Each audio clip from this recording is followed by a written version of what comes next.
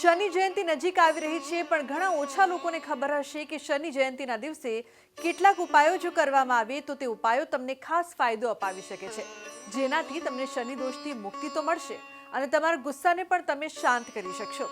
શનિદેવને ન્યાય અને કર્મના દેવતા માનવામાં આવે છે.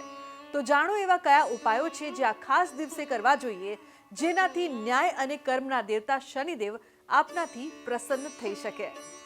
જ્યોતિષ શાસ્ત્રમાં શનિદેવને ન્યાય અને કર્મ આપનાર માનવામાં આવે છે. શનિદેવની પૂજા માટે શનિ જયંતિ શ્રેષ્ઠ દિવસ માનવામાં આવે છે. આ દિવસે વિધિ વિધાન અનુસાર શનિદેવની પૂજા કરવાથી શનિના અશુભ પ્રભાવથી મુક્તિ મળે છે.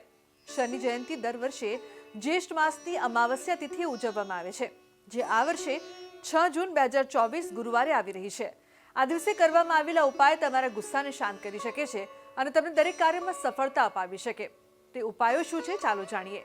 શનિ જયંતિ પર કરવાના આ ઉપાયો. કાગડાને રોટલી ખવડાવો. જ્યોતિષ શાસ્ત્ર અનુસાર જો કોઈ વ્યક્તિ શનિ જયંતિના દિવસે કાગડાને રોટલી ખવડાવે છે તો શનિદેવ તેના પર પ્રસન્ન થઈને તેને શુભ આશીર્વાદ આપે છે. કાગડાને શનિદેવનું વાહન માનવામાં આવે છે. તેથી જો તમે શનિ જયંતિના દિવસે કાગડાને ભોજન કરાવો છો તો શનિદેવની વિશેષ કૃપા હંમેશા તમારી સાથે રહે છે. કપૂરનો ઉપાય.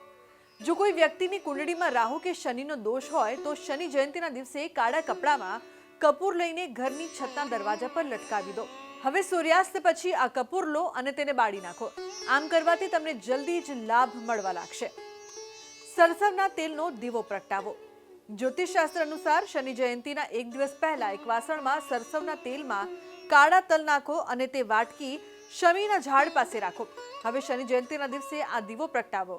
આ ઉપાય કરવાથી કુંડળીમાં હાજર શનિની સાડાસાતી અને ઢૈયાની અસર ઓછી થઈ શકે છે.